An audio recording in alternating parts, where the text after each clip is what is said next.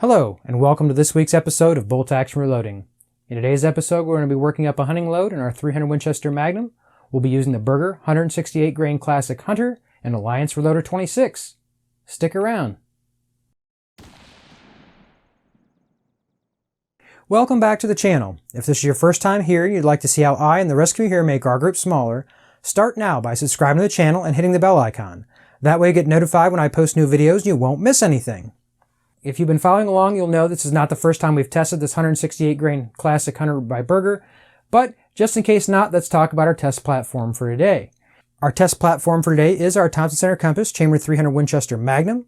We've replaced its plastic factory stock with a Boyds Pro Varmint laminated hardwood stock with adjustable comb height. We have also added 20 MOA EGW long action scope base. Our scope is an SWFA fixed 16 power scope, mil-mil. It's currently wearing 30mm Seekins precision scope rings and also an SWFA bubble level. The factory trigger has been upgraded with MCARBO trigger spring kit, and we're reducing recoil today with our Precision Armament M4-72308 brake. Now, if you guys have been following along here, we have done a pressure velocity test with this particular combination already to give an idea what velocity we were going to be achieving, as well as making sure we weren't hitting pressure in our rifle. One significant thing when we work up the graph that I'm going to put on the chart in a minute, this is different brass. Ideally, we would work on the same ADG Brass that we developed the pressure velocity nodes in. However, we're using it for something else at the moment, so this is the best we can do. Not that this is all that bad. This is SIG brass, and I don't know if you can tell, but this has been annealed and actually neck turned. To our advantage is the best I can tell. This has almost identical case volume to our ADG Brass, and honestly has the added benefit of the neck turning. Hopefully we should have some good results today. Without further ado, let's talk about our velocity chart for a minute. For those of you who've been hanging around for a while, this should look familiar. This was from our initial development when we loaded this all the way from 78.3 grains all the way to 81 grains of Reloder 26. The charge weights on this chart were based on data from Alliant's website for basically the Spear 168 and 165 grain projectiles, both of which had a max of 82.2 and 82.3 grains respectively, and an estimated velocity in those ballparks around 3260 or 3292, depending which projectile. Seeing as this is a 168, should be right in that realm, and as you can see, at our max charge of 81 grains, we actually achieved higher velocity at 3343 feet per second. Not that we saw anything that was going to indicate a plateau up at that higher level, so today's testing, we're actually backing down a little bit again, and see if we can find any good statistics as well as accuracy in that middle area. Middle area we're talking about is obviously, if you look on the chart, from 79.5 to 80.1 grains of Reloder 26, we had only an extreme spread of 11. Not that that's particularly unbelievable, however, it seemed to be the only node that we saw on the chart that I felt to be worth exploring. One of the bigger differences that we're also going to be loading with today is a much longer overall length than what we initially loaded. Our initial loads were to our 3.34 inch SAMI spec. Certainly not the case today. We certainly didn't see much accuracy when we shot to that overall length before. We haven't done any overall length testing with this particular projectile, but other projectiles have indicated in our rifle 20 thousandths off the lands would be a good place to start. But since this we are really trying to work up a hunting load, fitting in our magazine is a little bit more paramount for this, and so we're going to have to do some compromising today. Also, from the initial load that we ran, we actually have run the Tubbs final finish system through our rifle, hoping it increases our accuracy, but as a byproduct of running that, we have increased the distance to the lands, and that's going to play in our ability to load 20 thousandths off the lands and fit in the magazine at the same time. That being said, 40 thousandths off the lands is what we're going to have to shoot for today. The actual CBTO at 20 thousandths would have been 2898, but would not have fit in our magazine. So our actual cartridge-based ogive we're going to load today is 2.878 to make sure we're actually going to be able to fit in our magazine, which has a limitation of about 3.470 inches. So getting right into our load data then, the Berger projectile part number is 30570. The cartridge overall length really is right at that 3.470 limit. It actually might be a couple thousandths longer, but the one good thing about these Berger projectiles is they're very, very consistent. Some hollow points really aren't very consistent for the overall length, but all these have been able to fit in our magazine, even though some of them are going to measure slightly over that 3.470 inch limit. Basically pushing as close to the lands as we can. We are going to be about 40 thousandths off, and we're hoping to see what we can find. Certainly with hunting around, at least in my book, we really want to be able to feed these from a magazine. So the loads we're going to test then, Alliant Reloder 26 is our powder, We're going to start our testing at 79.3 grains and move up in 0.2 grain increments. We're going to be testing from 79.3 grains to 80.1 grains in 0.2 grain increments. Our brass is now twice fired SIG brass. It's been annealed, neck turned, and primed with our Fed 215M primers. Loading at our longer overall length, we might lose just a tad bit of velocity, but not really what we found when we tested our other CBTO projectile tests. So we're just going to have to load it and see where we hit today. Our estimated velocity should hopefully hit somewhere around 3270 feet per second, but we won't know until we hit the range. Obviously, we've got our ammunition loaded. Let's go out to the range and see what it does.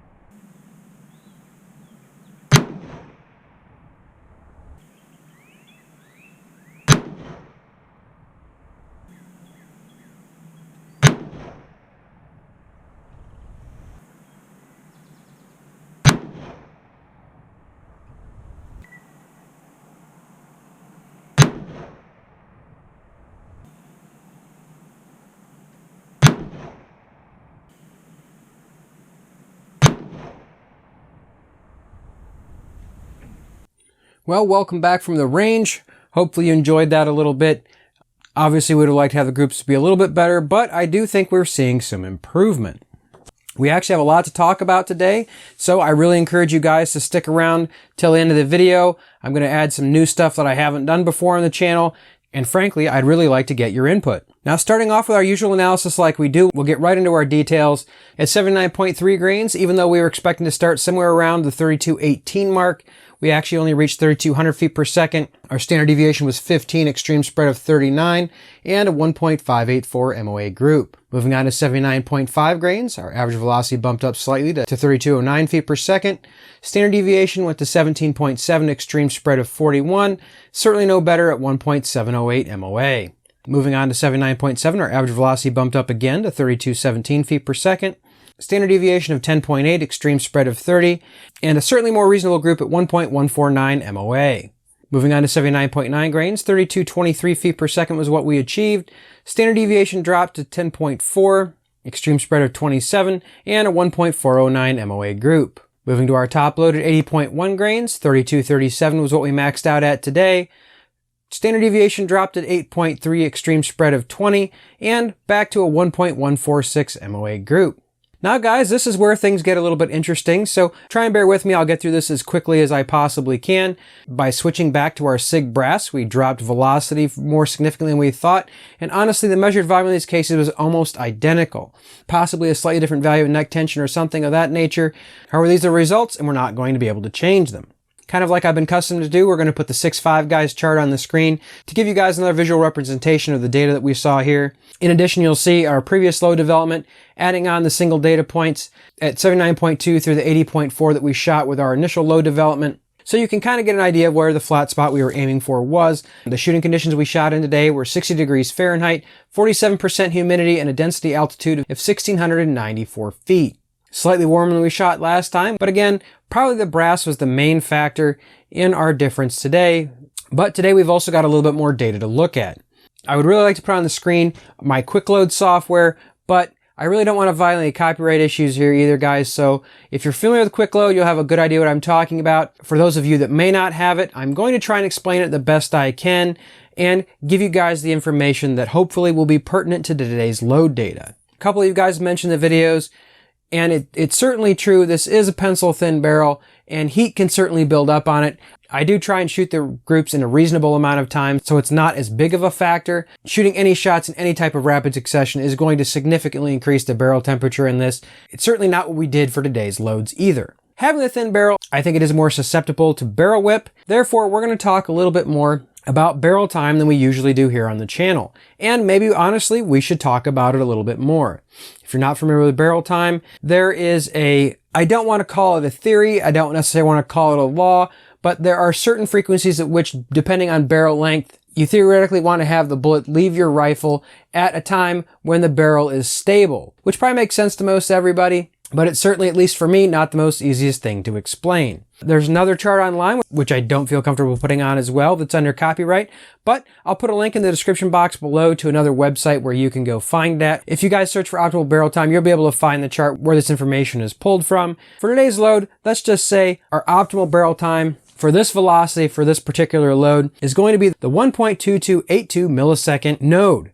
I'll put some more information on your screen, and you'll see that for our various loads for 79.3 through 80.1, I have some more information on the screen. Barrel times, calculated by quick load again, would have ranged all the way from 1.132 milliseconds all the way down to 1.115 milliseconds. A couple other things of interest, we'll actually put some of the pressures on the screen. For those of you who are familiar with it, I'll put the BA level that I actually calculated for Reloder 26 for today's loading was 0.3699. What I basically have done is put all the information about our load characteristics in there as accurately as I could, as far as case volume, overall length, and all the information that I possibly could to make quick load as accurate as possible. And then I adjusted the BA value of the powder to actually mimic the velocities that I achieved during today's testing. The BA value again that I use is 0.3699 if you're playing along at home. Even though we're well within Alliant's data, at least for a 168 grain bullet, quick load is saying that we're actually over pressure with our 3,237 feet per second load. Since we're talking about pressure, we might as well put our brass on the screen. You guys can check out the pressure signs on the brass. There is slightly flattened primers. The slight primer cratering we're seeing is, again, very common with the factory ammo that we've shot in this rifle. Any particular pressure signs that are being shown on this brass are pretty much mimicked by the factory rounds that we've shot through the rifle as well. So with today's load data, honestly, 79.7 grains at the 1.149 MOA group appears to be our best load that we have to work with, at least as far as groups and inside a safe pressure would be concerned. We're only at 60 degrees Fahrenheit. If we had it to be a bit warmer, we don't want to see any more pressure spikes or take it any higher. Anyway, tell me what you guys think in the comment section below about the additional data we talked about today. Is that something you guys are interested in? Or you guys just want to see the velocity, statistics, and group information as usual? Love to get your feedback in the comment section below. I try my best to keep the videos as clear and concise as I possibly can and still include all the information that you guys are interested in. I don't want to waste anybody's time, but I certainly don't want to leave any information that you guys are interested in out either. Let me know in the comment section below what your thoughts are. Even if you're not interested in our 300 Winchester Magnum project, I hope you enjoyed today's video. If you have any comments or questions, please post those in the comment section below. If you like the content here and you're not subscribed yet, what are you waiting for? Hit that subscribe button, turn the bell notification on so you get notified when I post next week's video. Until next week, stay safe in small groups.